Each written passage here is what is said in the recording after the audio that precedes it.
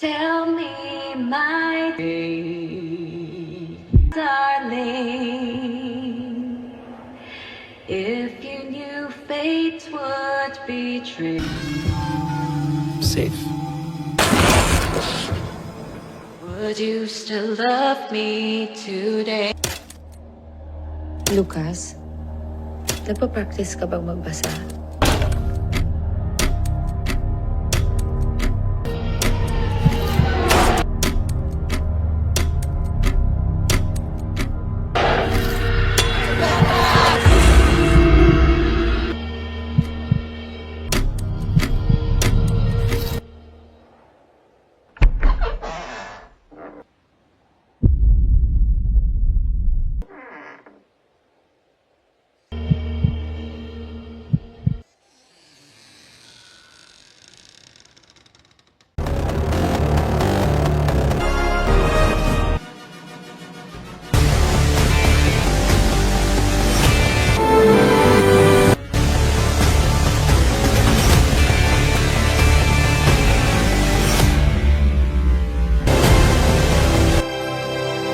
In one house, one family, and a terror that doesn't come from outside but grows within. Outside, 2024, is not just a horror movie, it's a chilling psychological experience filled with hidden meanings and disturbing moments many viewers miss. In this video on Ms. Cinema Film, I'll break down the full story, reveal shocking facts, and explain what really makes this film so terrifying.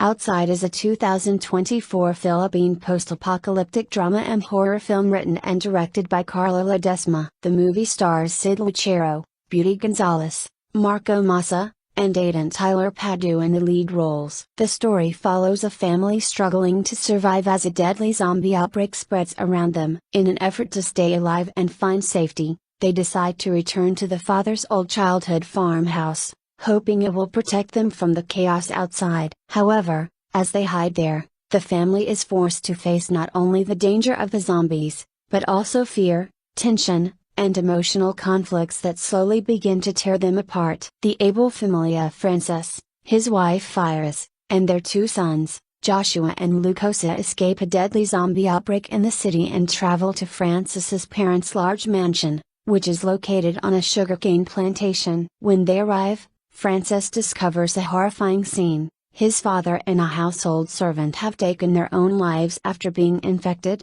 and his mother has turned into a zombie. With no other choice, Francis kills her, and the family decides to stay in the mansion, believing it to be a safe place. However, Francis is deeply disturbed by recurring nightmares about his father abusing him in the basement during his childhood. At the same time, his marriage begins to fall apart after he learns that Iris had an affair and that his older brother Diego is actually Joshua's biological father. A few days later, Iris urges Francis to search for a safer place, but when they attempt to leave, they are forced to turn back after encountering a bridge filled with zombies, leaving their van behind. Francis later goes out to retrieve the vehicle but instead returns with fuel to power the mansion's generator. Joshua hears a radio broadcast about a possible safe zone and tries to convince his father to check it out, but Francis ignores him and instead teaches him how to use a gun. The sound of gunfire attracts a large group of zombies, trapping the family inside the mansion until Diego suddenly appears and draws the zombies away with his vehicle. The next morning, Diego offers to help the family reach the safe zone, but Francis, filled with jealousy and anger over his brother's favored position in the family and his relationship with Iris, refuses his help and forces him to leave at gunpoint. Before leaving, Diego secretly leaves behind a map to the safe zone in case Francis changes his mind. Later, Francis overhears Iris talking about how the zombies seem to be getting weaker and dying over time. This idea pushes Francis into paranoia. He stages a fake attack outside the mansion, seals off the house, and locks his family inside, convinced that staying put is the only way to survive. Joshua eventually finds Diego's map and confronts his father during dinner. The argument escalates, and Iris finally admits she wants to leave Francis, while Francis cruelly reveals that Joshua is not his biological son. In a fit of rage, he burns the map in front of his family. That same night, A wounded soldier named Corkira arrives at the mansion looking for shelter. He confirms that the number of zombies is decreasing and reveals that Diego, who helped guide him there, was killed by zombies. The next day, Joshua, exhausted by his father's violent and controlling behavior, decides to leave the mansion. Francis completely loses control, murders Corkira with a hammer, and locks Iris and Lucas in the basement. Later that night, Lucas pretends to be sick to draw Francis into the basement, giving Iris the chance to stab him and lock him inside before escaping with Lucas. Francis tries to follow them, but he is overwhelmed by traumatic memories of his father locking him in the basement as a child. Outside, Iris and Lucas are chased back into the mansion by a zombified Diego, who bites Lucas. Hearing their screams, Francis snaps out of his fear, breaks free, and kills Diego, but collapses when he realizes Lucas has been bitten. With no help from Francis, Iris is forced to amputate Lucas's infected limb on her own. In the end, Francis goes back to the checkpoint to retrieve the van,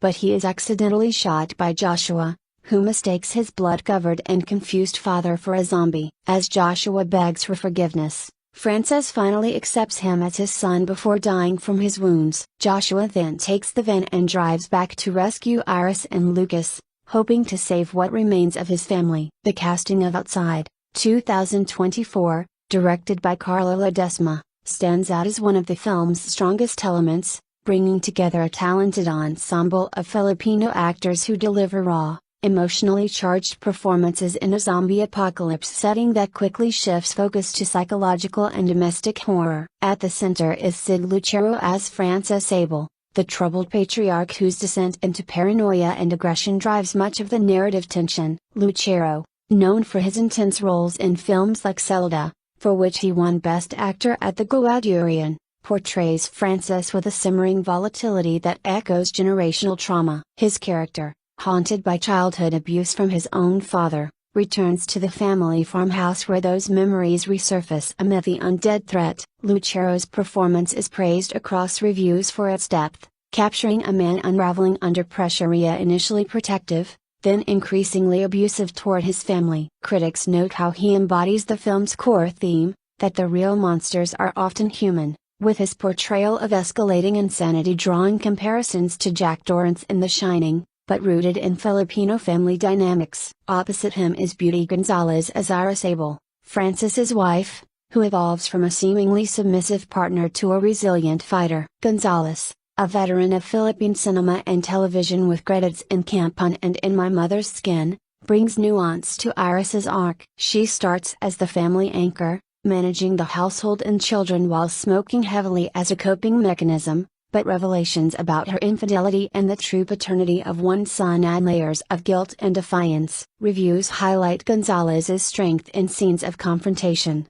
where she pushes back against Francis's control, symbolizing resistance to patriarchal abuse. Her chemistry with Lucero fuels the domestic horror, making their arguments feel authentically raw and culturally specific, arguments that drag children into the fray, a toxic pattern noted in some analyses as reflective of certain Filipino family experiences. The two sons are portrayed by young actors Marco Masa as Joshua, or Josh, the older boy, and Aiden Tyler Patdu as Lucas, the younger one. Masa, who has appeared in various Philippine projects, plays Joshua as a teenager caught in the crossfire, learning to handle guns from his father while grappling with family secrets. His performance speaks intense moments, such as accidental violence born from fear, earning praise for conveying adolescent confusion and growing resentment. Patdu, a child actor with early roles since 2018, brings innocence to Lucas, the wide-eyed younger sibling who witnesses the family's breakdown. Reviewers often single out Patdu for emotional impact,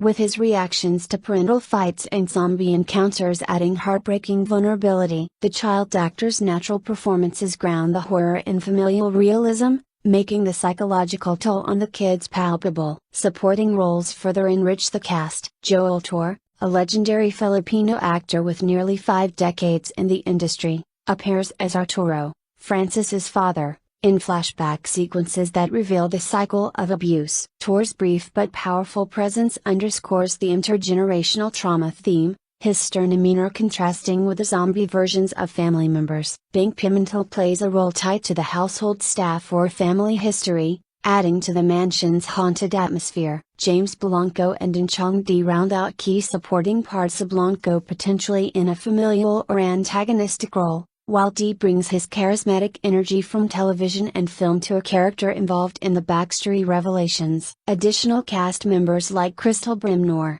Felizardo Ozn, and young Choco Mafi, as young Francis, fill out flashbacks and minor roles, with local residents from filming locations portraying zombies, lending authenticity to the undead horde. The ensemble's strength lies in their ability to shift the film from typical zombie action to intimate drama. La Decima, co-writing with Anton Santamaria, marking Gonzalez's second collaboration with him after Kasunjuan, cast actors capable of handling Tagalog dialogue mixed with English, making the film accessible yet culturally rooted. Sid Lucero and Beauty Gonzalez received the most acclaim for carrying the emotional weight, with their performances described as award-worthy in some reviews. The child actors, Masa and Patdu, hold their own against veterans, creating believable family bonds that fracture convincingly. Casting choices reflect the film's Philippine origins, shot in Negros Occidental with a Filipino-style mansion and sugarcane fields as backdrops. Locals played zombies, who uniquely repeat their last human words, a creative touch that humanizes the threat and ties into themes of lingering humanity and unresolved trauma. This decision enhances performances, as zombies aren't mindless but echo personal histories, mirroring the family's buried secrets. Lucero's Francis is the catalyst for horror inside the home. His paranoia grows after killing his zombified mother upon arrival, compounded by discovering Iris's affair with his brother, implied through supporting cast dynamics. Reviews note how Lucero physicalizes mental deterioration of stuttering speech, aggressive outbursts, manipulative talks with the boys about their mother's detachment. Gonzalez's Iris counters this with quiet strength, her smoking habit a visual cue for stress, evolving into active protection of her children. The boys' roles amplified the tragedy. Joshua's arc involves radio discoveries of safe zones, clashing with his father's refusal to leave, leading to firearm training scenes that blend survival lessons with emotional manipulation. Masa conveys teenage rebellion subtly, his fear turning to action in pivotal moments. Lucas, played by Patdu, serves as the emotional core, his innocence shattered by witnessing abuse, evoking sympathy and highlighting the film's commentary on how trauma affects the youngest. Supporting actors like Tor provide context through flashbacks, showing Francis's childhood locked in the basement, explaining his adult behaviors. This cycle of violence is portrayed without glorification, with the cast delivering performances that critique patriarchy and toxic masculinity prevalent in some cultural narratives. Overall, the casting elevates outside beyond genre tropes. While some critics fault the 142-minute runtime for dragging, they consistently praise the actors for making slow-burn tension compelling. Lucero and Gonzalez's lead turns are visceral, the children's authenticity heartbreaking, and supports like Tor adding gravitas. The ensemble transforms a zombie setup into a profound exploration of family dysfunction, with performances that linger long after the credits. Sid Lucero's preparation for Francis involved delving into psychological extremes, drawing from personal understandings of pressure and isolation. His nuanced portrayal avoids caricature, making Francis sympathetic yet terrifying, a father protecting his family externally while destroying it internally. Beauty Gonzalez complements this perfectly, her Iris not a passive victim but a complex woman with her own flaws and strengths. The revelation of her affair adds moral ambiguity, performed with restraint that builds to explosive confrontations. Child actors Masa and Patdu were coached to deliver natural reactions, crucial in scenes of family arguments or zombie sieges. Their wide-eyed fear during outdoor encounters contrasts with indoor dread, heightening the film's dual threats. Supporting players, including In Chong-di in a role tied to family secrets, add intrigue without overshadowing the core quartet. The cast's Filipino heritage infuses authenticity. Dialogue in Tagalog captures cultural nuances of respect,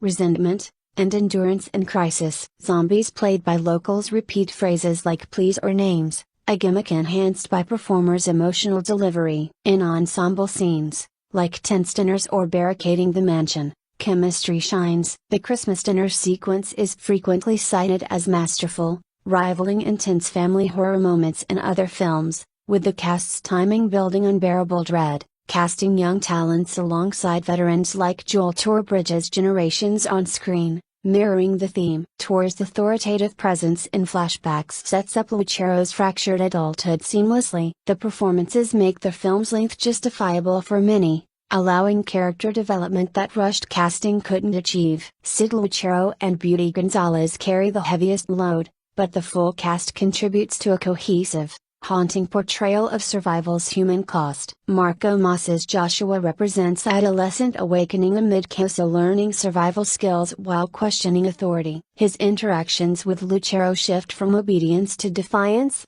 performed with maturity beyond his years. Aiden Patdu's Lucas provides pure emotional release, his small reactions amplifying horror. Supporting roles flesh out the world, household remnants or flashback figures add texture, with actors like Bing Pimentel evoking faded domesticity. Ultimately, the casting of Outside prioritizes emotional truth over spectacle, assembling actors who embody the film's message that in apocalypse, internal demons prove deadlier than those outside. Lucero, Gonzalez, Masa, and Patdu, backed by Tor and others, deliver a cast performance that elevates Philippine horror on a global stage. Beauty Gonzalez's iris smokes throughout, a habit visualized brilliantly to show inner turmoil. Her revolution from enabler to protector is subtle yet powerful, with Gonzalez using body language to convey shifting power dynamics. Sid Lucero stutters in stress, a detail adding realism to his breakdown. His gun training scenes with Masa mix paternal care with control,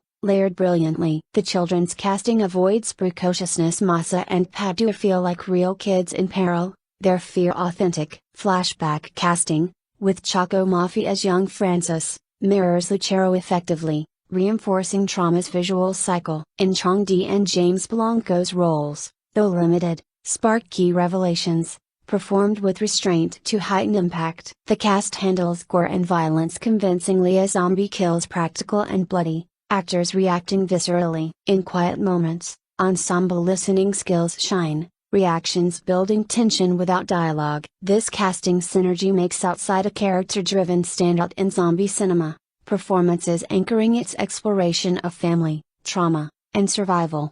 Production, development and pre-production. The genesis of Outside began over a decade before its eventual release, representing a long gestating passion project for Filipino-Australian director Carlo Ledesma. The initial concept emerged around 2011, shortly before Ledesma relocated to Australia for a master's degree in film. During his time in Sydney, the idea for a survival horror film centered on a disintegrating family loomed large in his creative consciousness. However, it would take considerable time, a global pandemic, and several other projects under his belt before Ledesma could finally bring this vision to life. The development process saw the story undergo significant geographical relocation. Originally conceived as being set in Australia, the narrative was eventually transplanted to the Philippines, specifically to Ledesma's home province of Negros Occidental. This shift proved integral to the film's identity, as it allowed the director to infuse the production with deeply personal elements from his own upbringing and cultural heritage. The isolation that Ledesma experienced during the pandemic period became a catalyst for crystallizing his ideas about family dynamics under extreme pressure. Carlo Ledesma collaborated with screenwriter Anton Sandamaria to develop the screenplay, marking their second collaboration after Sandamaria's work on The Tunnel. The script that emerged from their partnership caught the attention of Netflix Philippines early in the development stages. Netflix's involvement from the outset proved crucial, as they not only believed in the project's potential but elevated it to Netflix original status, ensuring global distribution upon release. When Netflix communicated their plans for a worldwide release, Ledesma and his team recognized the significance of their Filipino story reaching audiences far beyond local territories. The thematic foundation of Outside deliberately incorporated mental health issues, particularly generational trauma, as central narrative elements. Ledesma designed the film to explore how abuse and trauma perpetuate through family lines, a topic he felt deserved more attention in Filipino cinema. The director wanted to showcase the Filipino family not in its idealized form as often presented in media, but in its flawed, complicated reality. He believed that the backstory of parental abuse and its cyclical nature represented experiences familiar to many Filipinos, even if rarely discussed openly. The zombie apocalypse setting served as more than genre decoration. Ledesma conceived it as a framework to examine how families could disintegrate under pressure, playing out his own worst fears as a father. Unlike traditional zombie films that prioritize action and spectacle, Outside was engineered from the script stage to function primarily as intimate family drama. The director explicitly stated that the true horrors occurred during dining table conversations where painful truths emerged viciously, with children becoming collateral damage. Casting represented another critical development phase. Sid Lucero and Beauty Gonzalez were Ledesma's first choices for the roles of Frances and Iris respectively. Their acceptance of these challenging roles proved transformative for the project. Ledesma described their involvement as a dream come true, noting how they not only trusted his directorial vision but helped shape their characters' journeys in ways that exceeded his expectations. Masa and Aiden Tyler Patdu completed the core family unit, bringing authenticity to their roles as the sons navigating their parents' deteriorating relationship amid apocalyptic circumstances. The film's conceptual influences drew from unexpected sources. While zombie films like 28 Days Later certainly impacted Ledesma as a horror director, the production team looked more extensively at family crisis films such as Ordinary People, Revolutionary Road, and Kramer vs. Kramer for tonal and dramatic reference points. This deliberate choice to prioritize domestic drama over horror spectacle established the film's unique position within the zombie genre from its earliest development stages.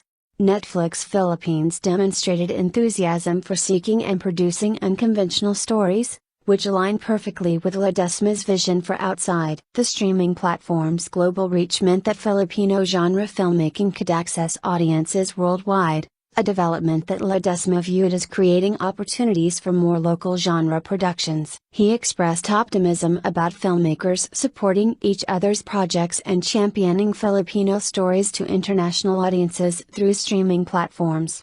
The pre-production phase also involved securing filming locations in Negros Occidental. Ledesma's connection to the region proved invaluable, as the province's landscapes, sugarcane fields, and colonial-era architecture provided authentic settings that couldn't be replicated elsewhere. The decision to shoot entirely in Negros allowed the production to employ a local talent both in front of and behind the camera, creating economic opportunities within the community while ensuring cultural authenticity.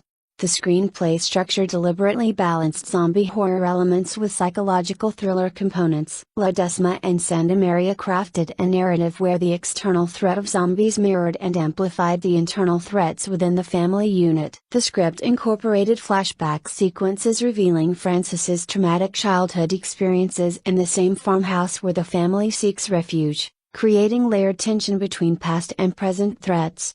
Production design considerations during pre-production focused on creating a Filipino-style ancestral mansion that would feel both protective and oppressive. The house needed to function as a character itself, representing safety from external threats while harboring dark memories and facilitating the family's psychological unraveling. The sugarcane plantation setting provided both visual atmosphere and thematic resonance, connecting to the region's history of exploitation and violence.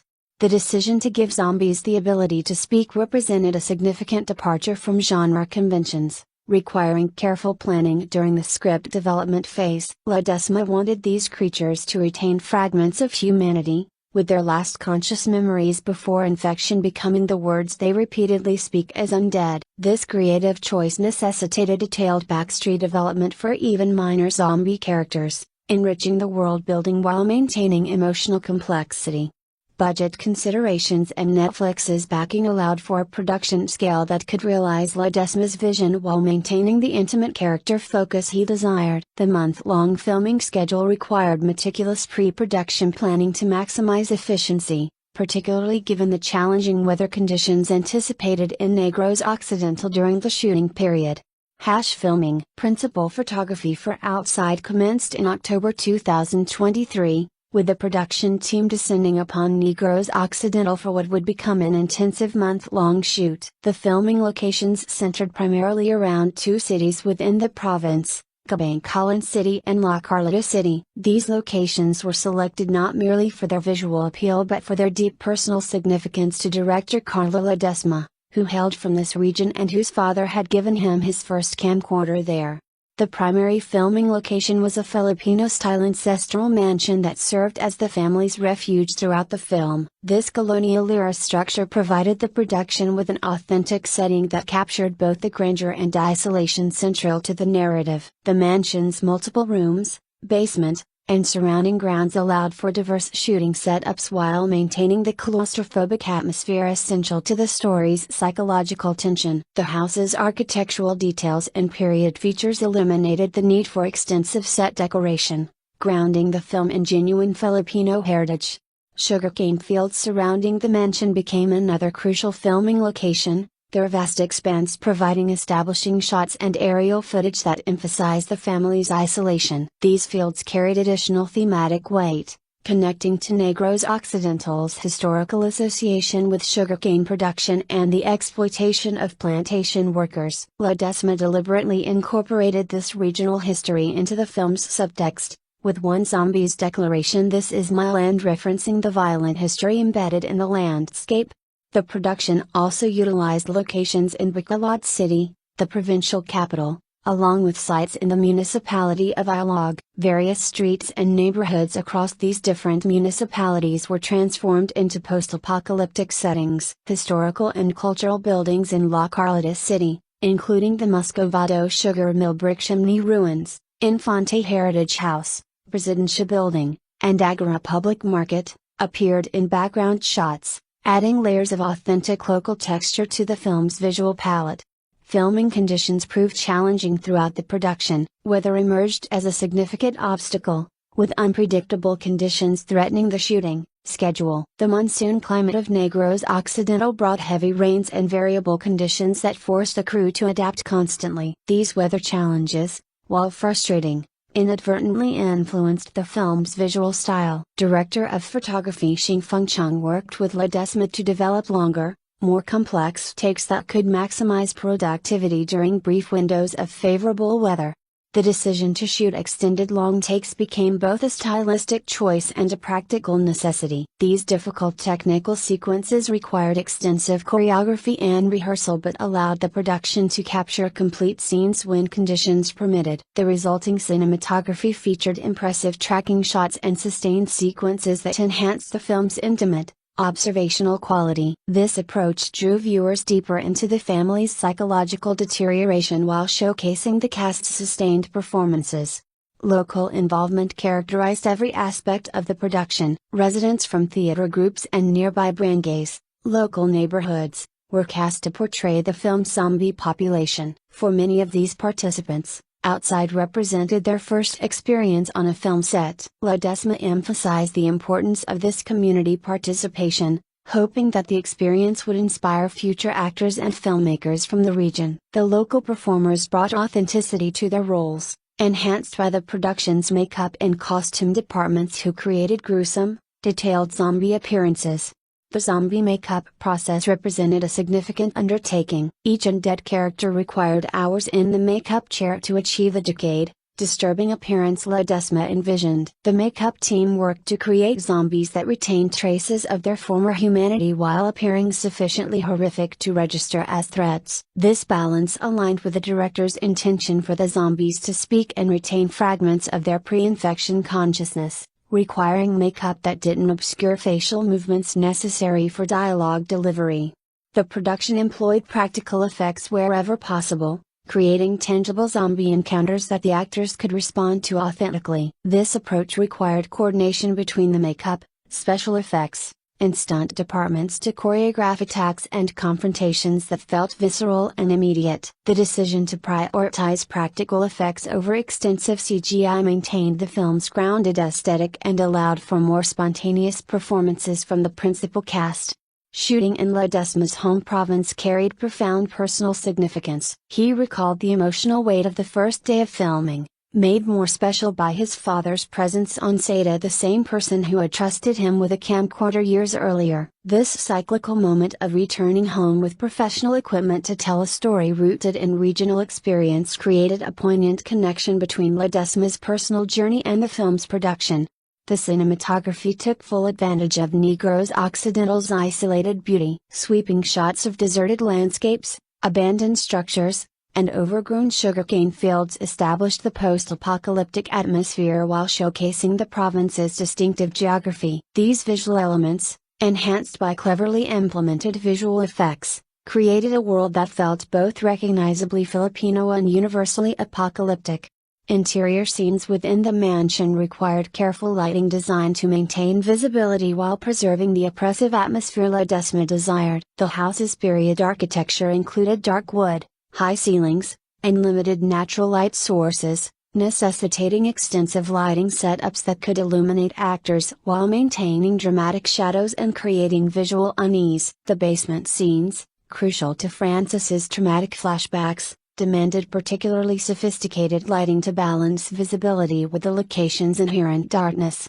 The production's camera department faced unique challenges shooting in tropical conditions. High humidity threatened equipment, requiring constant vigilance and protective measures. The crew adapted their working methods to account for the climate, developing protocols to protect expensive camera equipment from moisture damage while maintaining the demanding shooting schedule. Sound recording presented its own difficulties in outdoor locations. The natural ambient sounds of rural Negrosa insects, birds, wind through sugarcane fields required careful management during dialogue scenes. The sound department employed sophisticated equipment to isolate actor voices while capturing atmospheric audio that could enhance the film's sonic landscape during post-production. The month-long shooting schedule demanded intense commitment from cast and crew. Long days and challenging conditions tested everyone's endurance, but the compact time frame also created intense focus and camaraderie among the production team. The leads, particularly Sid Lucero and Beauty Gonzalez, described Outside as one of the most demanding films they'd worked on, requiring sustained emotional intensity across the compressed shooting period.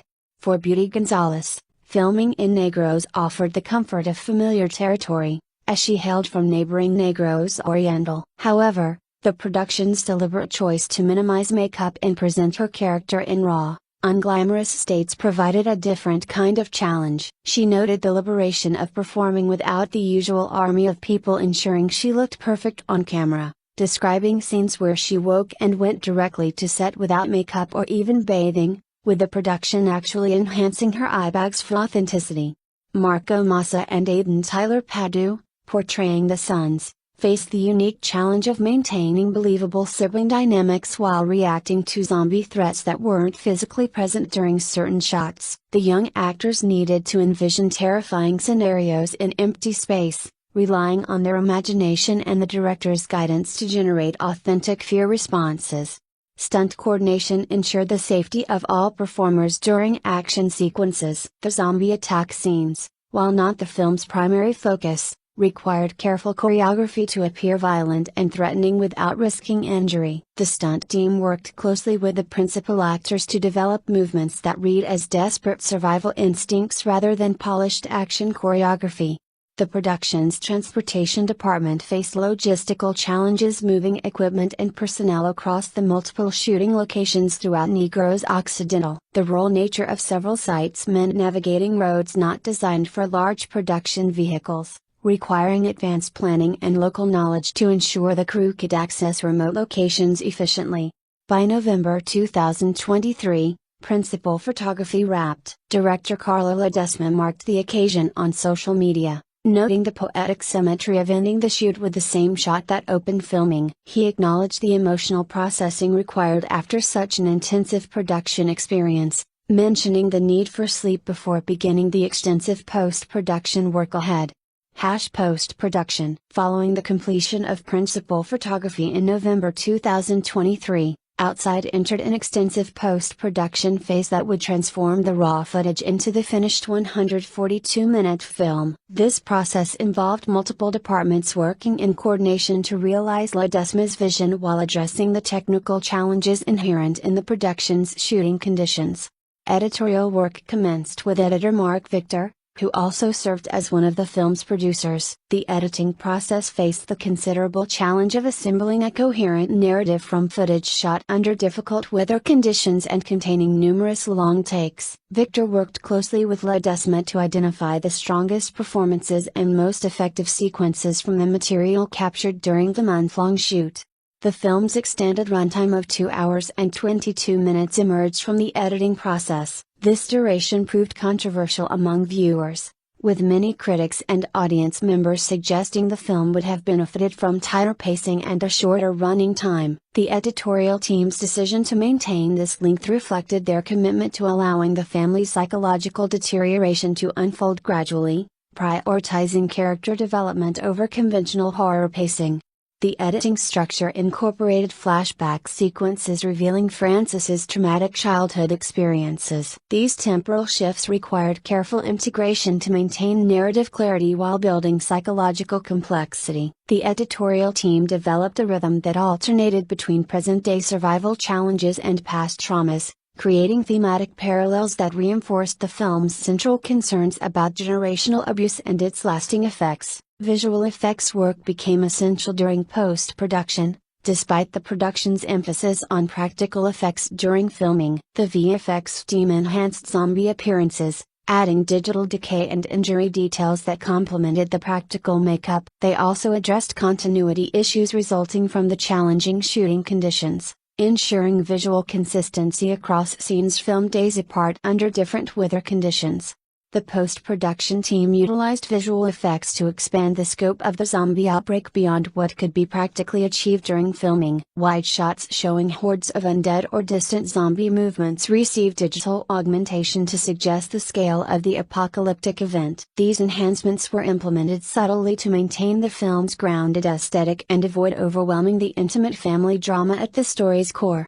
Color grading played a crucial role in establishing the film's visual identity. The colorist worked to create a palette that reflected the psychological state of the characters and the deteriorating world around them. The desaturated, slightly sickly color scheme emphasized the hopelessness of the situation while maintaining enough vibrancy to showcase the natural beauty of Negros Occidental's landscapes. Interior scenes received particular attention, with the color timing emphasizing the oppressive atmosphere within the mansion. Sound design and audio post-production proved essential to the film's effectiveness. The sound design team layered ambient sounds recorded on location in Negros Occidental with additional atmospheric elements to create an immersive sonic environment. The rural soundscape insects, wind through sugarcane, distant animal calls established a sense of place while building tension through its occasional disruption by zombie vocalizations.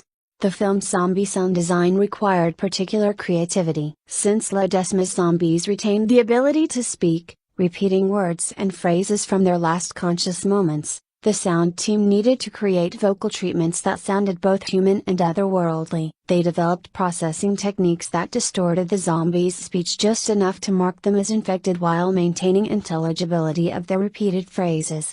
Dialogue editing and ADR, automated dialogue replacement sessions addressed issues with location sound recording. The challenging outdoor shooting conditions and tropical weather had created audio complications that required extensive cleanup and, in some cases, complete re-recording of dialogue lines. The cast returned for ADR sessions to ensure their performances maintained consistency and emotional authenticity when replacing problematic location audio.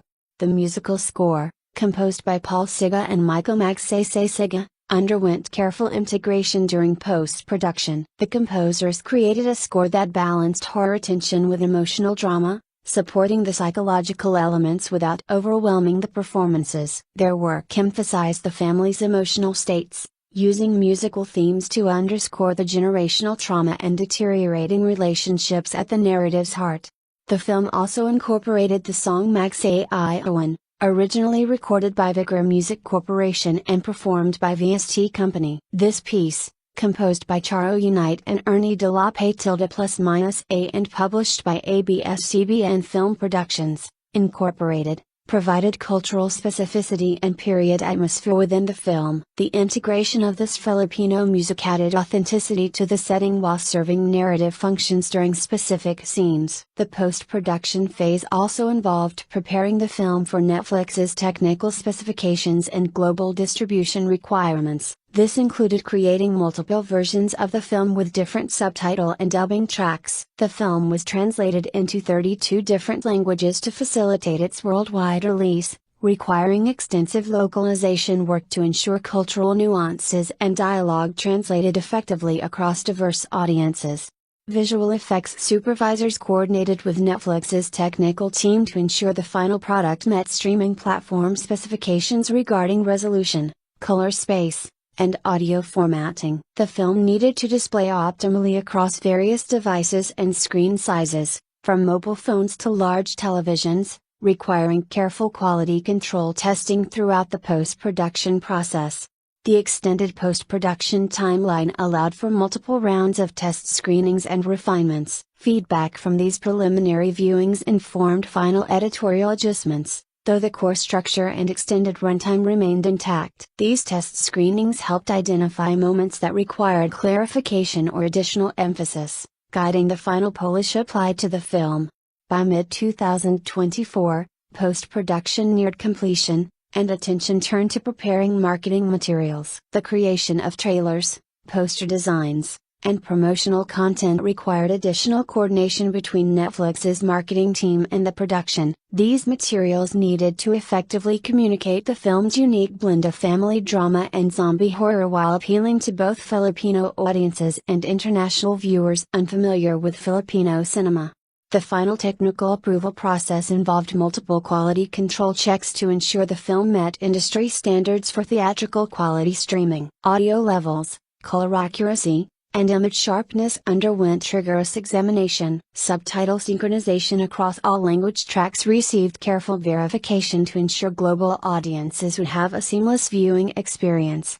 The post-production phase concluded with the delivery of the finished film to Netflix in preparation for its scheduled release. The journey from raw footage shot in challenging tropical conditions to a polished Netflix original represented months of detailed technical work by dozens of specialists. Their collective efforts transformed Ledesma's vision into a viewing experience that would be accessible to Netflix's global subscriber base.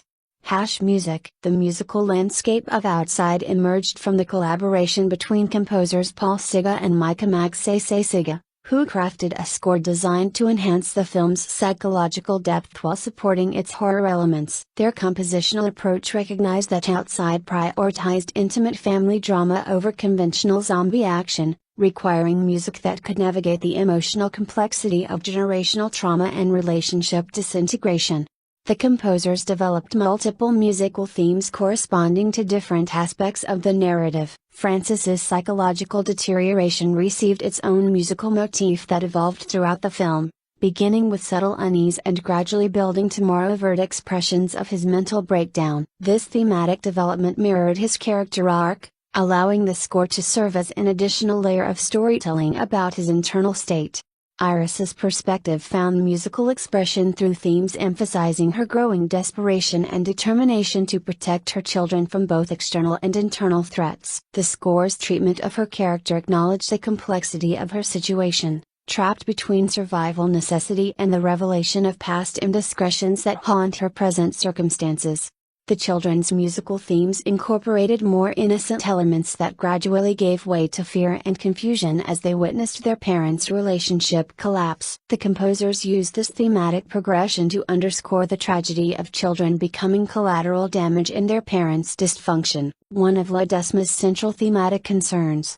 The zombie presence received appropriate musical accompaniment that distinguished between external threat and ambient dread. Rather than relying on sudden musical stings for jump scares, the composers developed sustained atmospheric tension that maintained audience unease throughout scenes of relative safety. This approach aligned with the film's emphasis on psychological horror over shock tactics. The score incorporated subtle Filipino musical influences, grounding the story in its cultural context without resorting to overt ethnic instrumentation that might feel forced or tokenistic. This restraint allowed the music to feel organic to the narrative while acknowledging the story's specific geographical and cultural setting. Beyond the original score, the film featured Mscinemafilmreviews, a culturally significant Filipino song originally performed by VST Company. The composition by Charo Unite and Ernie de la Patilde +- published by ABS-CBN Film Productions, Incorporated, represented a deliberate choice to incorporate recognizable Filipino music into the soundtrack. The song's inclusion served multiple functions, establishing period atmosphere, providing cultural authenticity, and creating emotional resonance for Filipino viewers who would recognize this well-known piece. The use of Mscinemafilmreviews also connected to broader themes within the film about nostalgia, memory, and the contrast between idealized past and traumatic reality. Music often triggers powerful emotional memories, and the incorporation of familiar songs within a horror context creates cognitive dissonance that enhances psychological unease. This technique leverages viewers' existing emotional associations with the music, then subverts those associations through the film's disturbing context. The musical integration process during post-production required careful calibration to ensure the score supported performances without overwhelming them. Extended dialogue scenes, particularly those dinner table confrontations Ledesma identified as containing the film's true horror, needed musical accompaniment subtle enough to maintain focus on the actors while providing emotional scaffolding for the scene's escalating tension. Action sequences involving zombie threats received more pronounced musical accompaniment, though even these moments avoided the bombastic orchestration common in mainstream horror films. The composers maintained the film's overall tonal restraint even during its most overtly horrific moments, ensuring musical consistency throughout the viewing experience. The sound design team worked closely with the composers to ensure seamless integration between score and ambient sound. In many sequences, the line between musical atmosphere and environmental sound design blurred intentionally, creating an immersive sonic landscape where music and environmental audio reinforced each other. This integration heightened the sense of being trapped within the farmhouse alongside the characters. Silence also functioned as a crucial musical element within the film's sonic architecture. The composers and director recognized that strategic absence of music could prove as powerful as its presence, allowing certain moments to play without musical support. These silences, particularly during emotionally intense family confrontations, forced viewers to engage directly with the performances and dialogue without musical mediation. Release, theatrical. Outside followed a distribution model consistent with Netflix original films, foregoing traditional theatrical exhibition in favor of exclusive streaming platform release. This approach reflected broader industry shifts toward streaming-first strategies, particularly for films produced by or in partnership with streaming services. The decision to bypass theatrical release meant the film would not generate traditional box office revenue but would instead contribute to Netflix's subscriber value proposition and global content library. The absence of theatrical distribution represented both limitations and opportunities for Outside. While the film would not benefit from the cultural event atmosphere and word-of-mouth momentum that theatrical releases can generate, streaming distribution ensured immediate global accessibility to Netflix's massive subscriber base. This model particularly benefited a Filipino-language film that might have faced limited international theatrical distribution under traditional models. Netflix's investment in Outside as an original film demonstrated the platform's strategy of producing culturally specific content for global audiences. The streaming service had increasingly emphasized local language productions from various countries, recognizing that international content could attract subscribers both within the content's country of origin and among global audiences interested in diverse storytelling perspectives. The classification of Outside as Netflix Philippines' first original zombie film carried marketing significance, positioning the production as a milestone for both the streaming service and Filipino genre cinema. This framing emphasized the film's cultural importance while generating interest among horror enthusiasts seeking fresh perspectives within the zombie genre. Home media. As a Netflix original, Outside exists within the streaming platform's content ecosystem rather than receiving traditional home media release through physical formats. The film became available to Netflix subscribers worldwide simultaneously, accessible on demand through the service's streaming infrastructure. This distribution model eliminates the traditional theatrical to home video release window that characterized film distribution for decades.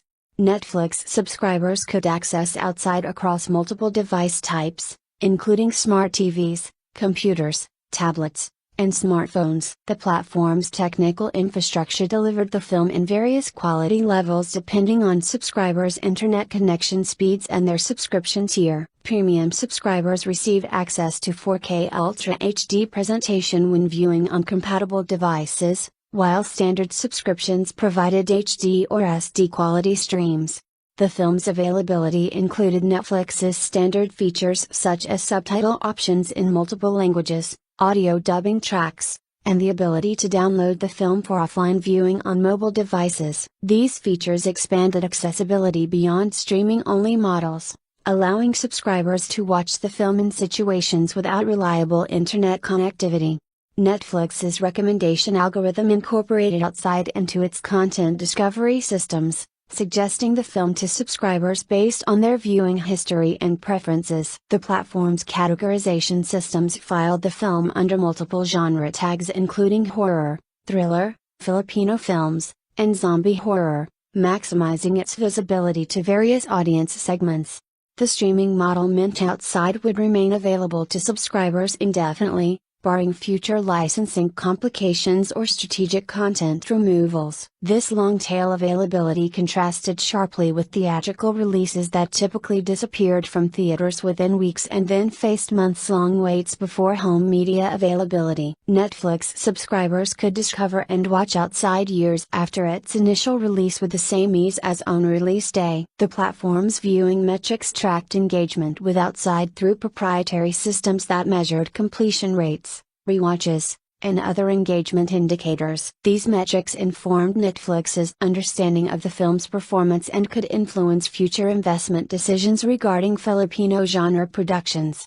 Netflix implemented its standard content rating system, classifying Outside as TVMA, mature audiences, indicating the film contained content inappropriate for viewers under 17. This rating acknowledged the film's violence, horror elements, and mature themes while allowing Netflix's parental control systems to function appropriately. Release date and global launch. Outside was initially scheduled for a worldwide Netflix release on October 11, 2024. However, the release date was subsequently moved to October 17, 2024. This adjustment, announced in the weeks leading up to the premiere, generated additional attention and anticipation among the film's target audience. The reasons for the date change were not publicly disclosed, though such shifts commonly result from strategic positioning within the platform's content calendar or technical preparation requirements. The October 17, 2024 global release strategically positioned Outside within the Halloween season, capitalizing on increased audience interest in horror content during October. This timing maximized the film's visibility among horror fans and increased the likelihood of media coverage as entertainment outlets produced Halloween-themed content recommendations. The simultaneous global launch represented a significant achievement for Filipino cinema, as few Filipino films receive such widespread international distribution. The 32-language subtitle and dubbing options ensured accessibility across Netflix's global markets, theoretically making Outside available to hundreds of millions of potential viewers on its release date.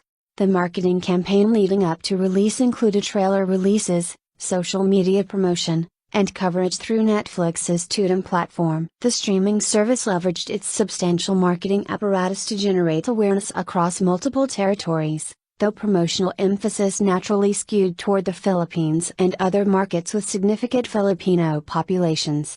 Pre-release buzz centered on the film's status as a Filipino zombie production and its exploration of generational trauma within the horror framework. Marketing materials emphasized both the genre elements and the psychological drama aspects, attempting to appeal to both horror enthusiasts and viewers interested in character-driven narratives.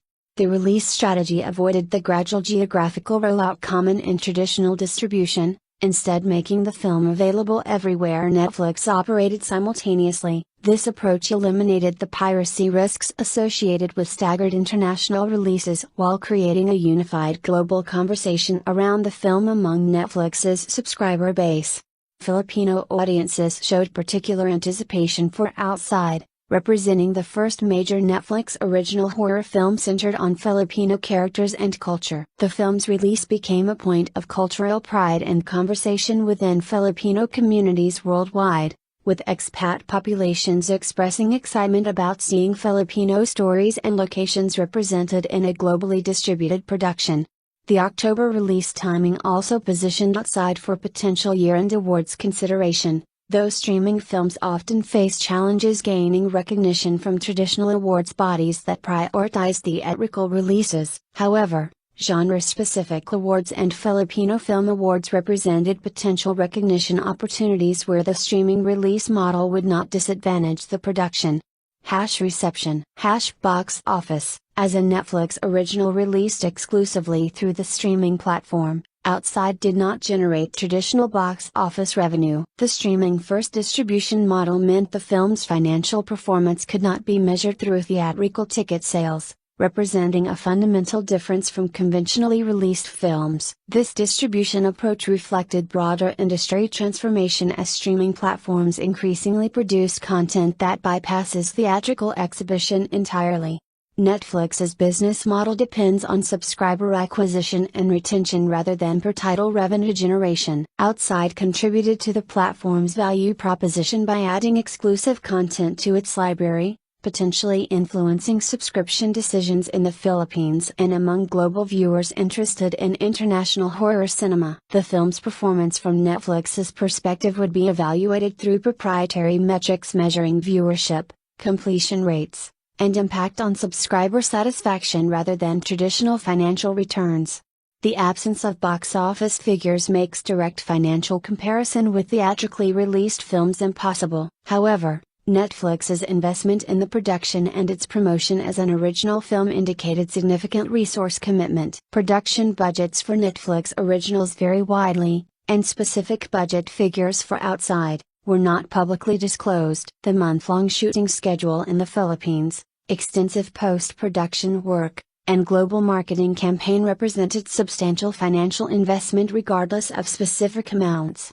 The film's contribution to Netflix's broader strategic goals extended beyond immediate viewership metrics. Outside represented the streaming platform's commitment to producing local language content across its global markets, demonstrating to Filipino creators and audiences that Netflix valued Philippine-centric stories. This strategic positioning could influence future subscription growth in the Philippines and strengthen Netflix's competitive position against rival streaming services.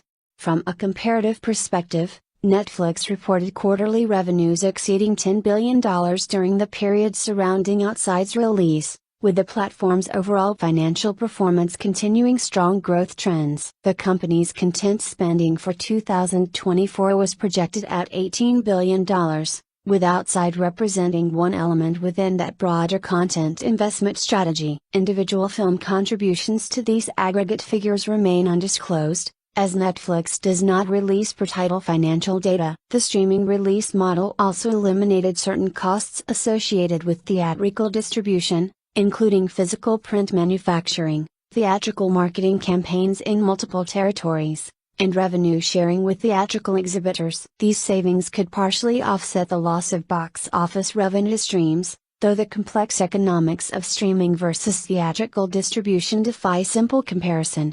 For the Filipino film industry, Outside's streaming release represented both opportunity and challenge. The global platform provided unprecedented international exposure impossible through traditional Philippine theatrical distribution. However, the absence of theatrical revenue and the platform's proprietary performance metrics made assessing the film's financial success within traditional industry frameworks difficult.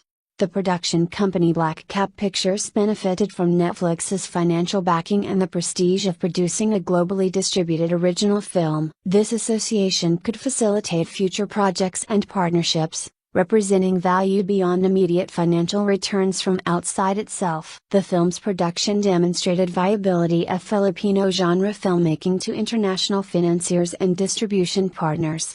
Critical response. Outside received mixed to positive critical reception, generating debate about its effectiveness as both a zombie film and a psychological family drama. Critical opinion divided between reviewers who appreciated the film's thematic ambition and those who felt it failed to successfully balance its horror and dramatic elements.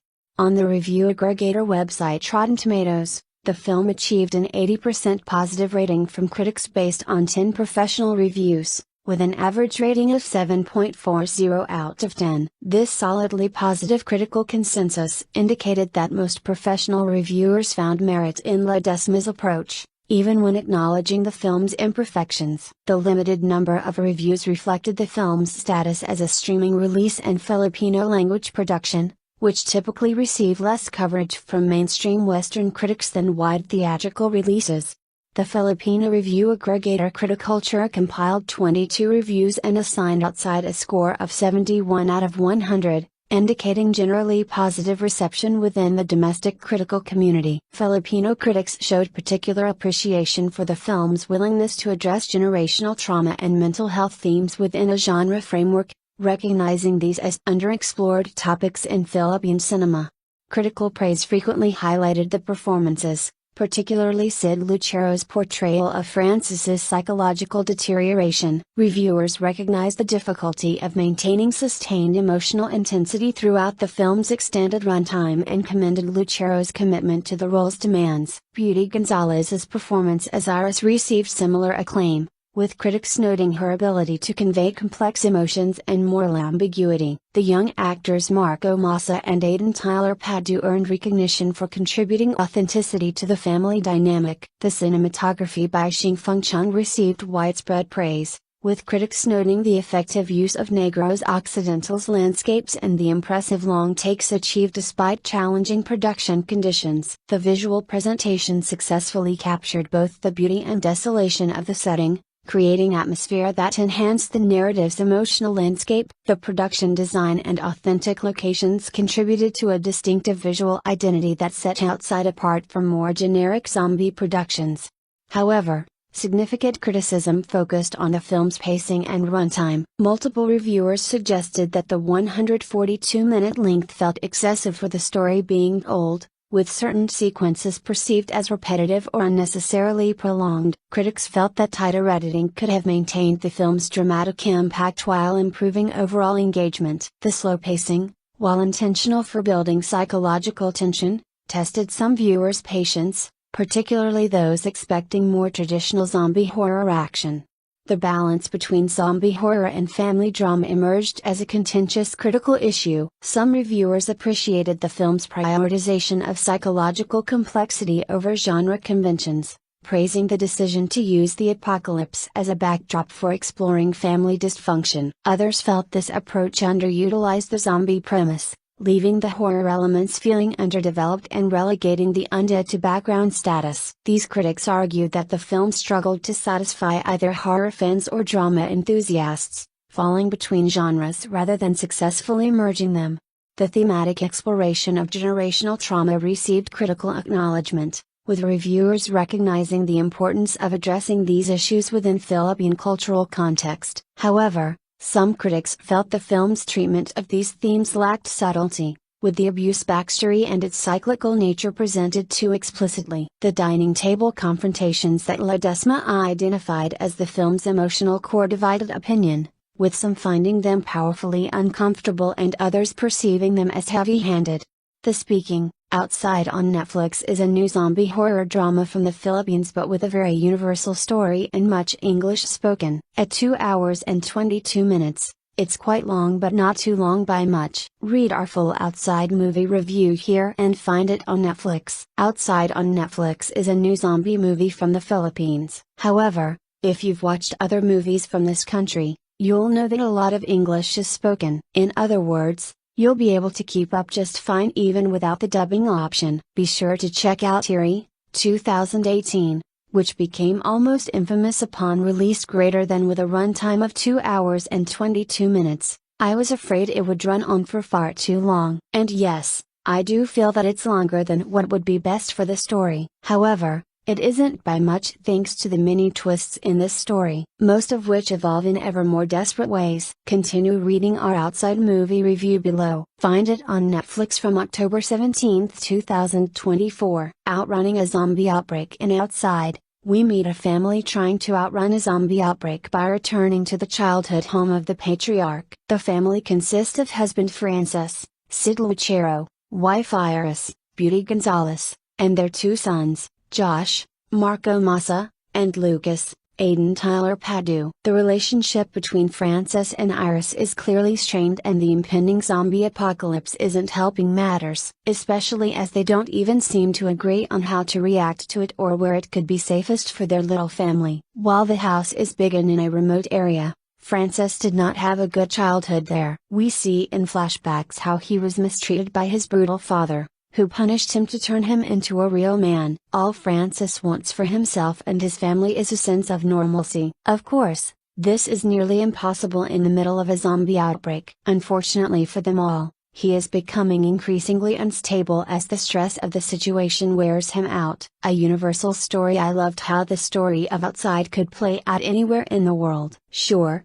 we're in the Philippines and the weather is extremely hot. Other than that, we could just as well have been in the Midwest or rural England. In that sense, there's nothing that should keep you from getting completely immersed. And with this zombie horror drama, the story does pull you in and make you suffer right alongside the characters. At times, it feels like a zombie horror drama in the vein of Handling the Undead. However, it does also pick up the pace quite a lot, as the family does get confronted with many zombies in various situations throughout the story. A new kind of zombie in Outside. Something I loved about the zombies in Outside was that they had a new trait. Oh yeah, in this movie, the zombies can speak but only say whatever their last words were over and over again. For one, it's simply the word sorry, while for another it's passport please. It's a small detail, but one that becomes terrifying when a new creature with black eyes approaches you, repeating their final words, or singular word, non-stop. Maybe it doesn't sound all that intriguing, but it really is. Especially if the person speaking to you, or at you, is someone you knew before they turned. Watch the zombie movie Outside on Netflix. The director of the new Netflix zombie movie is Carlo Ledesma, who also wrote the screenplay. He has stated that Outside is more than just a zombie film, and I couldn't agree more. He also labels it as a terrifying psychological thriller, which I can get behind. Drama is also a key element. Then again, when isn't drama an element in movies? The horror breakthrough for Carlo Ledesma came more than a decade ago. In 2011, his found footage feature film debut The Tunnel was a hit. He even did an episode of Bite Size Halloween, so his international adventure has also begun. Outside is his most personal project to date, and draws on his personal experiences growing up in Negros paired with the feeling of isolation during the pandemic. I recommend avoiding all spoilers for this movie to get the optimal experience,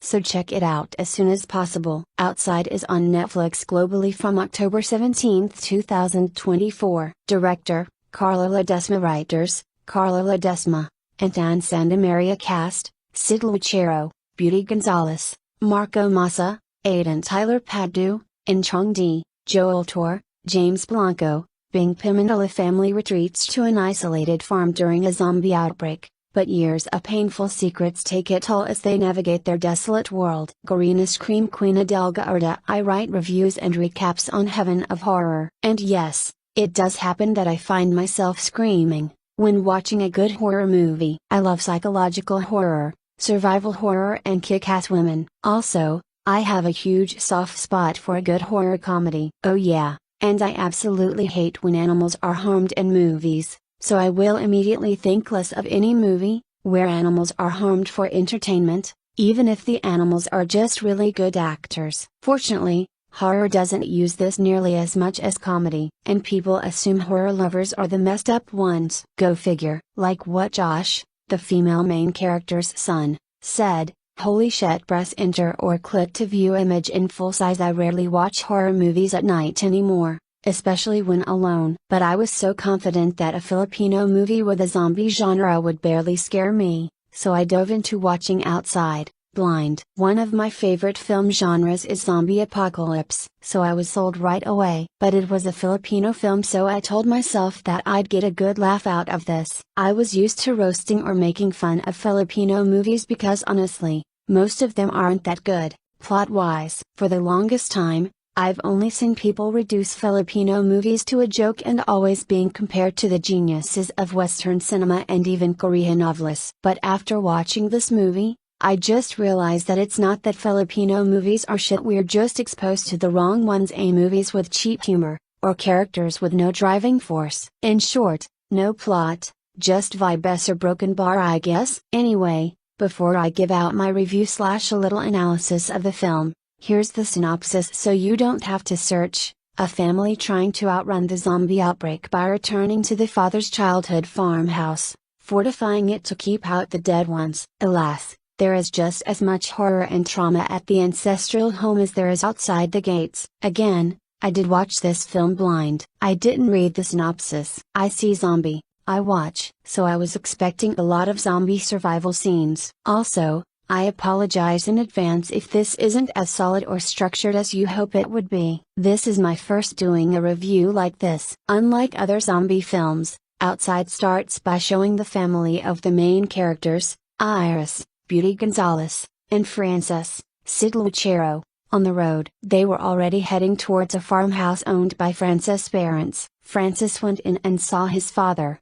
portrayed by Eugene Torres, already dead. He was bitten but never turned. He had a gun in his hand, so he probably shot himself the moment he got bitten. Literally. On the other hand, his father wore a watch that he then took and wore himself. What almost made me not watch this is when Francis went out, he saw his mom, already turned. But get this, she kept saying sorry. I was laughing because why was a fully turned zombie still talking? But I proceeded. In the first few minutes, we see a glimpse of Francis' trauma. It was never fully explained, but it was shown in subtle but impactful ways. I can still see Eugene Torres' figure flashing in my mind. They stayed there for a while until they were ready to hit the road again. Iris convinced him that it might not be a good idea to stay in a house where most of his childhood trauma was stored. However, they had an incident with a lot of zombies on the bridge, so they were forced to go back to the house. Now on foot. They left the van behind. I was actually frustrated why the hell they would leave it behind when it was perfectly fine. Turns out there's more to it later on in the film, and I want to commend Sid Lucero for his remarkable acting when he threw a bomb at the zombies. The way he was shaking and shouting was so real. And the Parker. So they stayed there indefinitely. Francis was making an effort to make it as normal as it could be. He built a chicken coop,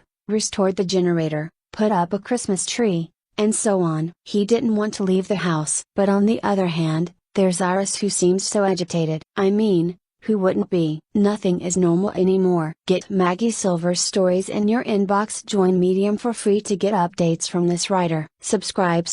There were scenes in the film where it was implied that Iris wasn't happy anymore and Francis kept accusing her of wanting to find someone. I suppose before the apocalypse, they were already having marital issues, including a third party. The longer they stay at the house, the longer we see Francis turn like his father, an irrational man with anger issues. His dad used to lock him in the basement. Every time he goes down there for the generator, the angry figure of his father would always come flashing in. The driving force of Sid Lucero's character is to keep his family in the house. Iris wanted to continue moving forward to find the camp, but Francis would intentionally do things to keep them scared. But the beauty of his character is that the progress was slowly but surely. First, it was just wiping blood on his clothes and bringing home a zombie's head to tell his family that he was attacked, that there were still so many out there. Then it was telling his wife that his estranged brother, Diego, portrayed by James Blanco, who dropped by near the house,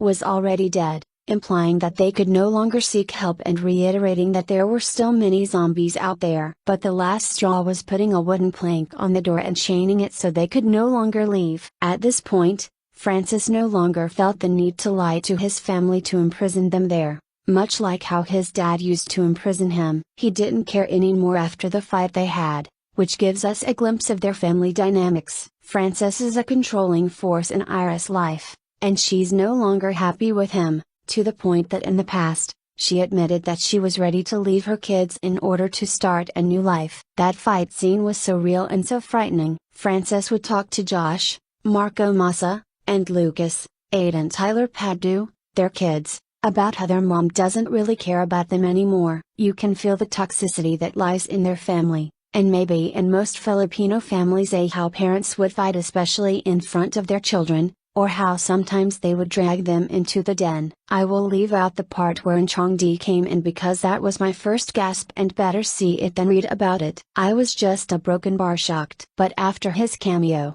everything took a turn for the worse. When Frances learned that Josh left the house after he got physical with him the night before, he was no longer a broken bar Frances. I think he's not even his father. He's more evil than him now, more psychopathic, as if the years of trauma were finally coming to light and turning him into the monstrous man his father made him. He locked up Iris and Lucas in the basement just like how his father did. But after a while, they got out by deceiving Frances and Iris, having struck him on the back with a sharpened tool, and shutting him inside. When Iris and Lucas came running out of the house, they were forced to come back inside because Diego, Frances' brother, was already a zombie coming for them. His last words were "Takbo, run," so it was a little funny when he kept saying Takbo to the people he was chasing. He got inside the house, attacking Iris and Lucas. I liked this scene because Frances heard them shouting and in danger, but his trauma kept him from getting out of the basement. He couldn't get to the door because he kept seeing his angry father with his glaring eyes, shouting at him. He became that scared little kid again. When eventually he got out by confronting his fears,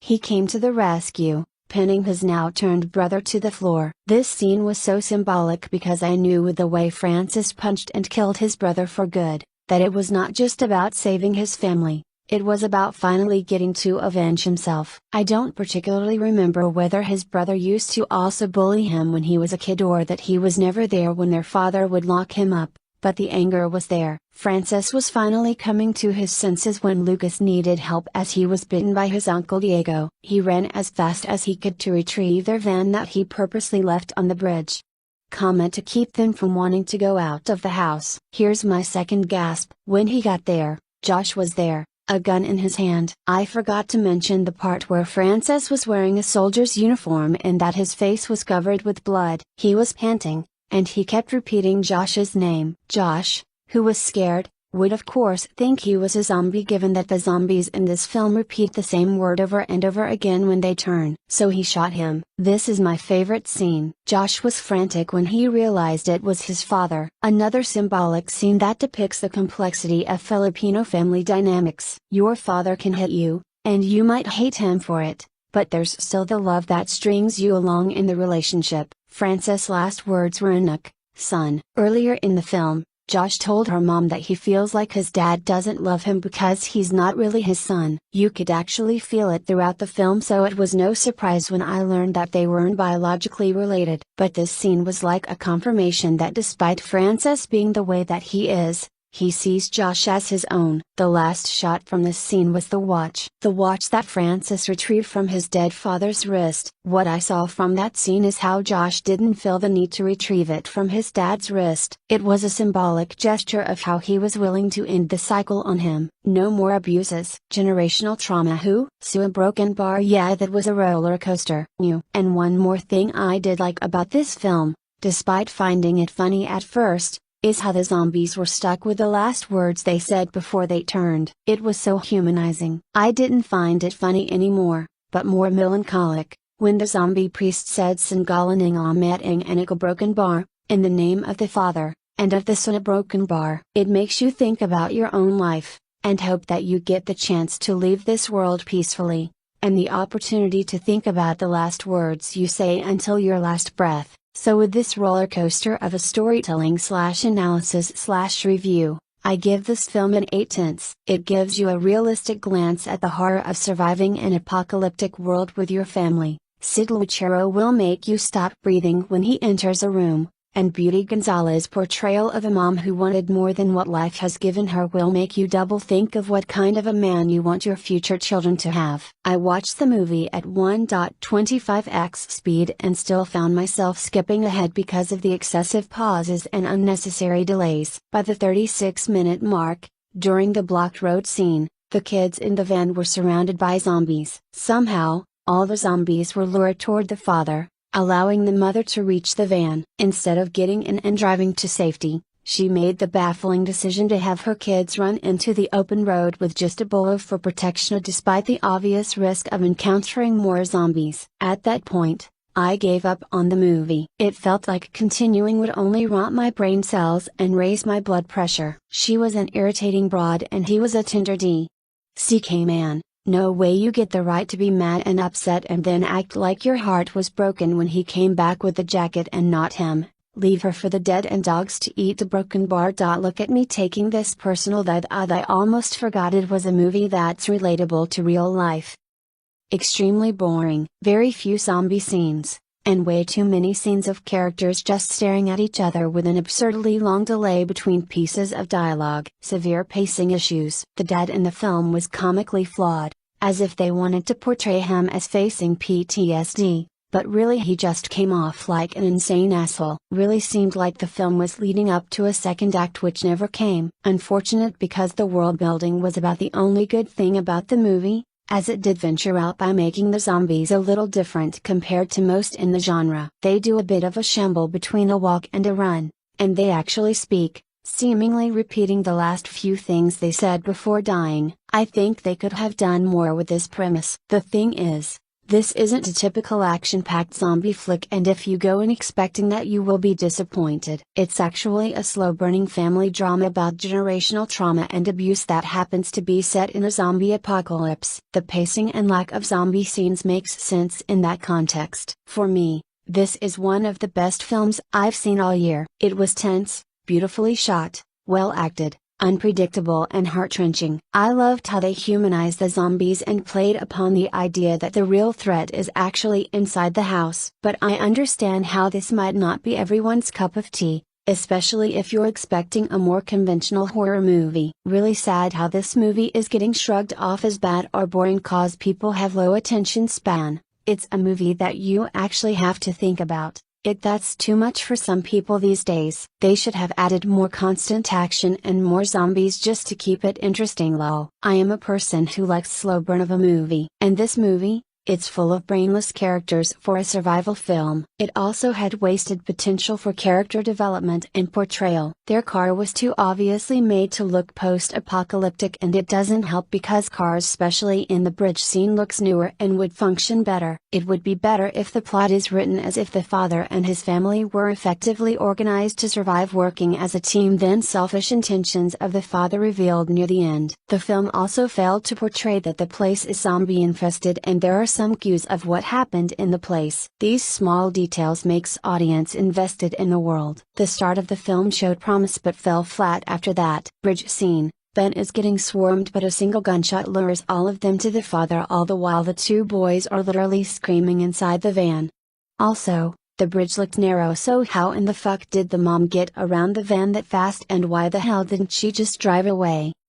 Father makes the decision to lie and tell the family van broke and blah blah blah, gets a bunch of gasoline back home and some supplies. Did the father just poke holes on every other car in there to extract the gasoline but not the one vehicle he would make up a story for to be broken? Plot armor is absolutely infuriating no matter the movie. There was a fuck ton of scenes anyone were supposed to be bitten and still to no avail. No solid foundation of how the zombies' behavior works. Are they attracted by sound, by smell, by vision, or all? Or are they simply just selectively attracted by something to the plot's convenience? I think there are plenty more, and I just finished the movie and I am kind of annoyed by how it turned out. Marketed as a zombie film, but there were almost zombies at all. Fine, it's a new take and all, but if you're gonna make people expect, at least live up to that law. Incredibly gloomy, nice atmosphere, great cinematography, but I feel after Act 2, the whole team just lazied out. 3/10, for being generous. The damn scenes could've been also cut if hefty reduced the runtime, but no, they'd rather make you sit and wait for a whole excruciating minute watching the father eat whatever the fuck that was. Outside is a 2024 Filipino psychological horror thriller, directed by Kyle Mendoza, that delves into the terrifying world of a family trapped both physically and emotionally in the confines of their home during a zombie apocalypse. More than just a story of survival against the undead, the movie is an exploration of generational trauma, domestic abuse, and control dynamics within a family. Starring Sid Lucero as the abusive patriarch Francis Abel, and Beauty Gonzalez as his wife Iris, the film navigates the psychological torment that stems from Francis' past, his deteriorating mental state, and the devastating impact it has on his family. The supporting cast includes In Chongdi as Corkira, a soldier who offers hope for escape, and child actors who deliver strong performances as Francis and Iris' three children. Outside, 2024, has a strange atmosphere and an ending that might confuse viewers. In the following article I will take a look at the film in detail. Please be aware of spoilers. Outside, 2024, a Netflix plot summary movie synopsis. The movie opens with the Abel family of Francis, Iris, and their children, Josh, Lucas, and Diego hunkered down in Francis' childhood home, a decaying structure that becomes the stage for both external and internal horrors. The world outside is overrun by zombies, but the most oppressive danger lurks inside the house, where Francis' increasingly erratic and abusive behavior is the true threat to his family's safety. Having inherited a legacy of trauma from his father, Francis uses fear to control his wife and children, much like he was once controlled by his own father. His manipulation extends beyond his words, as he repeatedly warns his family that stepping outside the house will result in their certain death. From the outset, Francis positions himself as the family's only protector, though his actions reveal a darker motivation rooted in control. The family's youngest child, Lucas, who idolizes soldiers and carries a toy soldier with him at all times, becomes an unwitting pawn in Francis' psychological manipulation. Francis exploits Lucas' admiration of military figures to reinforce his authority, insisting that the family must follow his every command if they wish to survive. Meanwhile, Iris struggles to shield her children from her husband's increasingly violent outbursts while harboring doubts about the true nature of the outside world. The tension within the household intensifies when a soldier named Corkira, in Chongdi, arrives, challenging Francis' version of reality. Corkira, who has survived the apocalypse outside, insists that there are safe zones where people are rebuilding society. His appearance introduces the possibility that Francis has been lying about the danger outside to maintain control over his family. When Corkira offers them an opportunity to escape, Francis' fragile sense of authority comes out into play. In a fit of rage, Francis murders the soldier and assumes his uniform, presenting himself as the heroic figure his son Lucas has always admired. With Corkira dead, Francis dons his uniform and attempts to continue the charade, but the psychological and emotional damage has already been done. His eldest son, Josh, who has been quietly resisting his father's authority, begins to see through Francis' facade. Tensions within the family rise to a boiling point as they are forced to confront the reality of Francis' abuse and the possibility that life outside the house might be safer than the nightmare they're living inside. Why does Francis become violent toward his family? At the core of Francis' violent behavior is the trauma he experienced as a child. The house they are trapped in is not just a physical structure but a symbol of Francis' own past, specifically the abuse and isolation he suffered at the hands of his father. Much of the film's emotional weight comes from the exploration of how Francis' unresolved trauma manifests in his behavior toward his own family. In his mind, controlling his wife and children is a way of preventing the same loss of control he experienced as a child, but in reality, it further extended the cycle of abuse. Francis' violent tendencies emerge as his fear of losing control grows. He views any challenge to his authority as a threat to his survival, both as a father and as a man. This explains why he reacts so violently to Corkira's arrival, seeing the soldier not just as a potential savior but as someone who might expose his lies and strip away his power over his family. His psychological breakdown is compounded by his refusal to confront his own past, as evidenced by his insistence on keeping his family inside the house, which, much like his mind, is a prison filled with ghosts of past abuse. Outside, 2024, a Netflix movie ending, explained. Why does Francis decide to help his family in the end? A critical turning point occurs near the ending of Outside,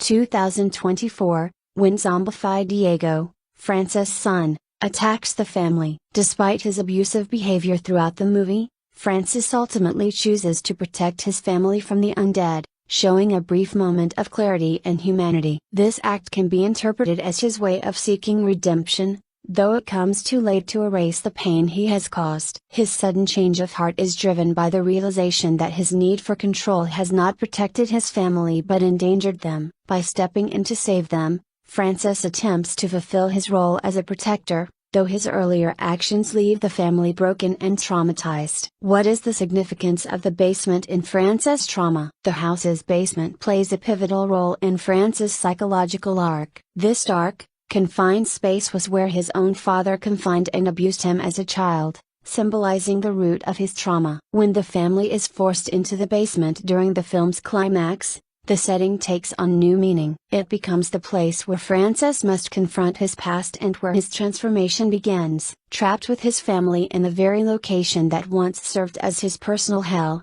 Francis is forced to face the cyclical nature of his abuse. The basement, once a place of torment, now becomes the stage for his attempt at reconciliation with his family, though it is tainted by the violent legacy he has carried forward. What does the watch symbolize in the ending? One of the film's most significant symbols is the watch that Francis wears, a relic passed down from his father. The watch represents time, control, and the generational cycle of abuse that Francis cannot escape. Throughout the movie, it is a constant reminder of his father's domination over him, and by wearing it, Francis subconsciously adopts the same role. In the final moments of the film, after Francis dies, Josh, the eldest son, leaves the watch behind as they leave the house. This act symbolizes Joshy's rejection of the legacy of abuse, offering a glimmer of hope that the cycle of trauma can be broken. What does Iris' song mean? The film's emotional conclusion is marked by Iris singing their wedding song while holding Francis in her arms after he dies. This moment is a reflection of Iris' complex emotions. Despite the horrors Francis inflicted upon her and their children,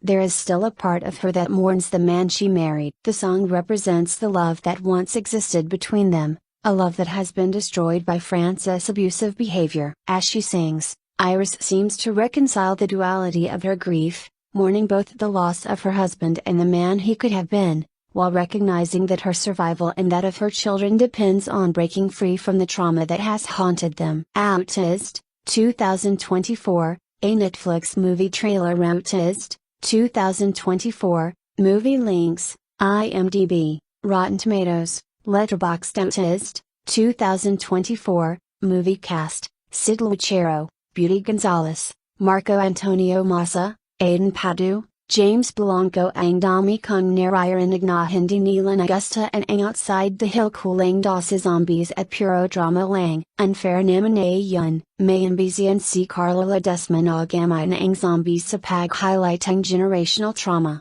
machismo, at toxic loyalty sa kultura ang gapilipay ng pamilya. Kung titignan natin ang zombie films tulad ang gapelikula ni George Romero at ang modern zombie films at TV series, hindi naman nakafocus ang story nila sa zombie kundi sa ang pinipilit na mabuhay at hindi mahawan. Dahil sa zombie, lumalabas kung paano kabait o kasama ang intel, pero sa totaling din, hindi ko rin masyadong nagustuhan ang outside, hindi dahil sa kakulangan ng zombies. Tamang tama lang sa paghulo ang thrill, kaba, at excitement ang gasin kung sentimentakbo, lumalaban, at pumapada ang mga karakter para mabuhay. Sa simula pa lang, ay pinakit ang gilasagad nila desma kung pinabumuo ang nakakatindig balabo na zombie fight scene. May isa pang gangaksina sa juo ang pelikula kung san napakagalaga ako ang lobby sa tinding nangyari. Pero bakit hindi sa kinalmabra ang outside? Hindi kasi masyadong nagmarka ang gamin sa at pain na nagustuhan ay parading nila desma. Ay pinakita ang outside kung paano nasisira ang pamilyang Pilipino dahil sa toxic na magulang. Haldi ang pamilya si Francis,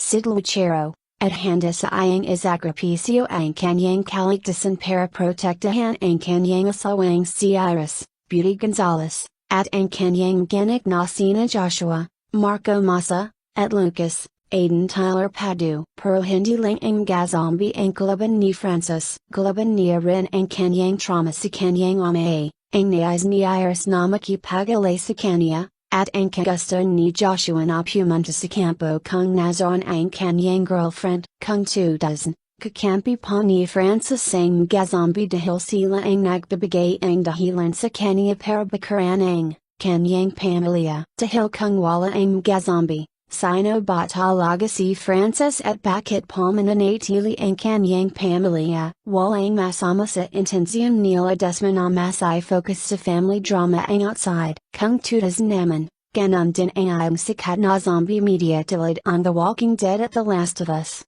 Ayon galang, sa running time nitong lagpas 2 hours and 30 minutes. Selpak selpakang outside sa gusto nitong parading pero wala namang tumatatak. Wala ring resolution ang nasutalading generational trauma ni Francis. Para saan pa ayon malaban sa character building. Ba, ang mas malalapad ito. May mga party ang pelikula na tumiloy dahil biglang naging tanga ang character. May talino ang pamilya ni Francis sa kabila ang stress na dinadala nila sa kasagskan ng apocalypse. Kaya nakaka-frustrate na nilaglag ni Iris ang kutsilyo na pwede na ang isks kay Francis. Nakakainis lang din ang nangyari sa ending dahil ang hirapan awalan na ganon ang magiging reaksyon ng character. Gets naman na nagpapatuloy ang horror stories dahil sa katanggahan ng character pero kung ay pinakulila sa atin ang pelikula na hindi sila bobo, para bang insulto ang outside ang character nito. Palabas na ang outside sa Netflix. Ito ang kauna-unahang Filipino zombie filming international streaming site. The Outside Lands 2024 Music Festival will take over Golden Gate Park August 9th to 11th. If you can't make it to San Francisco for the festival, Amazon Music will be exclusively live streaming performances all weekend long. Sponsored by Levi's. The Amazon Music livestream will stream some of the hottest artist performances for audiences around the world. A full lineup of artists appearing on the livestream will be released in August. Watch on Prime Video. Prime members can visit the Outside Lands stream on Prime Video to watch in their browser or in the Prime Video app. If you aren't a Prime member yet, now is a great time to take it for a spin. You'll get unlimited, instant Prime Video streaming, along with fast, free shipping, and lots of other amazing perks. If you're a Twitch user, head to the Amazon Music channel on your browser or in the Twitch app to catch the live stream. Amazon Music will also host festival goers at the Terrace presented by Amazon Music. The Terrace will offer fans attending Outside Lands in person an exclusive VIP viewing experience of the main stage, bringing them closer to the artists they love. The Terrace will have a full bar,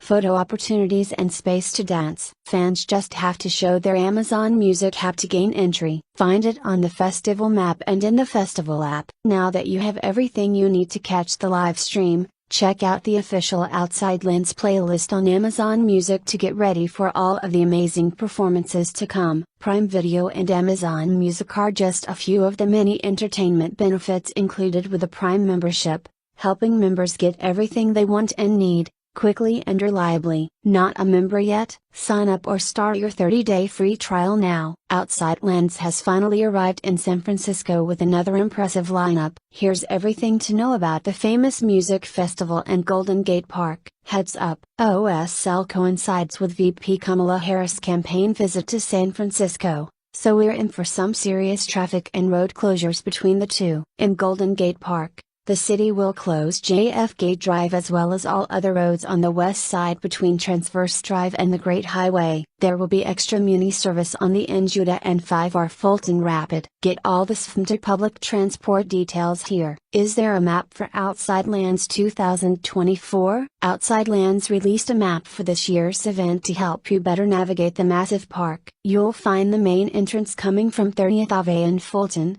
and the Lands End stage is located on the western edge of the polo fields. What is the schedule for Outside Lands 2024? Outside Lands presents nearly 50 performers across 7 stages in Golden Gate Park each day. Be sure to check where your favorite musician is performing before the festival starts so you can make the most of your time there. Headliners typically perform at night, with The Killers, Sabrina Carpenter, and Sturgill Simpson kicking off between 8:10 8:40 p.m. at the Land's End stage. Our Outside Lands tickets on sale: 3-day GA Plus, VIP, Golden Gate Club, and payment plan tickets first went on sale in April. You can still buy single-day tickets, and there are some remaining 3-day passes available. Outside Lands 2024 lineup: the main headliners for the 2024 festival are The Killers on Friday, Sabrina Carpenter on Saturday, and Sturgill Simpson on Sunday. Other standout artists are Grace Jones,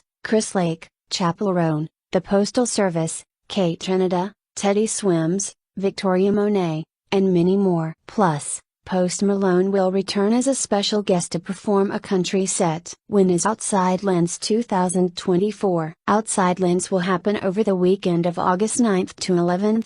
2024. What is Outside Lands known for? Outside Lands is the country's largest independently owned music festival, taking place every year in San Francisco's Golden Gate Park. The festival began in 2008 and is managed by Another Planet Entertainment, Superfly Presents, and Star Hill Presents. Where is Outside Lands? Outside Lands is located in San Francisco's Golden Gate Park, in and around the polo field. Surrounding festival areas include Lindley Meadow, Marks Meadow, Hellman Hollow, and McLaren Pass. Can I go to one day of Outside Lands? Outside Lands generally offers 1-day and 3-day passes in the form of wristbands. Does Outside Lands have a bag policy? Any backpacks or larger bags should be clear, but small bags of 6x8x3 such as fanny packs or small purses did not need to be transparent. Empty hydration packets of 2.5 liters/150 inches will also be permitted to enter the festival. Making movies is tough, but also surviving in the hot box that is Hollywood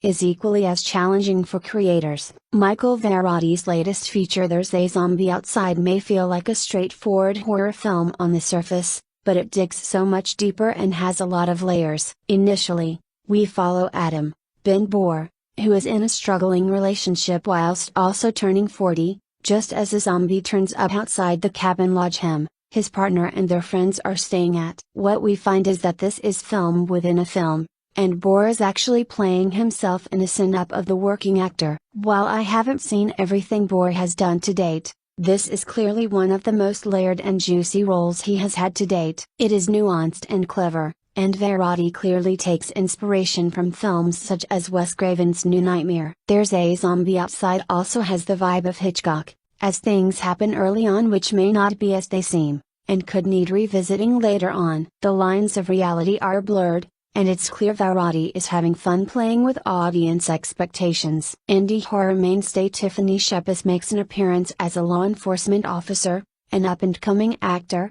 Producer William Lott provides some comic relief as one of the drunk friends early on. There's a Zombie Outside becomes more of a psychological drama, existing in a horror film's world, but in this case, we are seeing the breakdown of a person's life because they didn't fulfill their dreams for an array of reasons. Varotti comments on the internalized homophobia of Hollywood and how lesser productions are looked down upon by those with money to burn on production. This is much deeper than you may have envisioned. Varotti's previous work has been a love letter to horror and comedy, often in tandem, but There's a Zombie Outside is his ode to filmmaking and, more specifically, the craft and endurance needed to be an actor today. There's a Zombie Outside goes to some dark places, but not the ones you may expect, but it is a much richer text for it. The darkness outside us is looking to move from the page to the screen. Page Boy Productions, the shingle run by Oscar-nominated actor Elliot Page, Matt Jordan Smith and Tuck Dowry,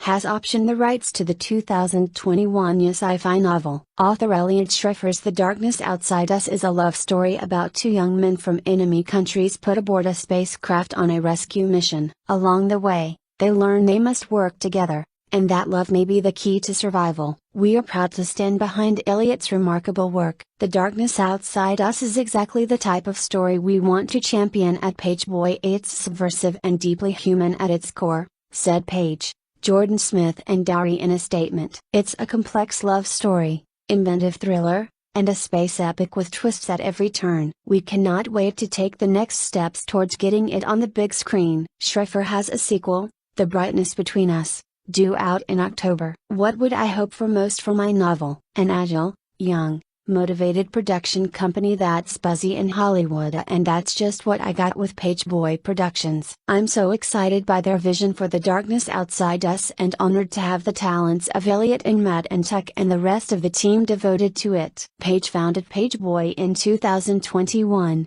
with its titles including the Page Star or Close to You and the Toronto Film Fest title Backspot. Page and Pageboy are repped by UTA, Vi Entertainment, ID Public Relations and Morris Yorn Barnes. Elliot Schreifer is represented by Richard Pine of Inkwell and UTA.